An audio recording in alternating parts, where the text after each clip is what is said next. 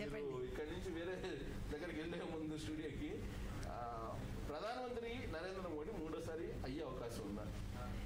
కొంచెం కష్టం అనిపిస్తుందండి. ఇప్పటికైతే కష్టం అనిపిస్తుంది. 11ంటికి మనం కరెక్ట్గా చెప్పచ్చు. కొంచెం అంతే. బట్ వ్యూస్ అయితే చూస్తే కనుక ఓడిపోయే అవకాశాలు కనిపిస్తున్నాయి. కాకపోతే ఇంకొక 2 రౌండ్లు అయితే పూర్తి పిక్చర్ వచ్చేస్తుంది. ఇక్కడ ఆల్రెడీ అంతకు ముందే సర్వేలు ఇచ్చినప్పుడు సెకండ్ వర్షన్లో ఇప్పించింది ఏంటంటే గడ్కరీ అవుతారని. యోగి పేరు లేదు కానీ గడ్కరీ కావచ్చు. ఇప్పుడు వాళ్ళు ఏదో కొంత ప్లే చేశారండి ఉండొచ్చు, కానీ గడ్కరీ కూడా అయ్యే ఛాన్సెస్ తక్కువ. చెప్పలేం, ఫ్లూక్ లో అయితే అవ్వచ్చు తప్ప. అంటే యోగి నాట్ మేబీ ఇమీడియట్ గా రాకపోవచ్చు. ఒక 1 year గడ్కరీని పెట్టి 1 year తర్వాత యోగి వచ్చే అవకాశం రావచ్చు. ఒకవేళ అలా కూడా తీసుకోండి. సో మీ ఎస్టిమేషన్ ప్రకారం ఆంధ్రప్రదేశ్లో గవర్నమెంట్ ఏదైతే తెలుగుదేశం పరిపోవడం ఏర్పడుతుందో ఈ పరిణామం అనుకూలంగా ఉందా? దేశంలోనేమో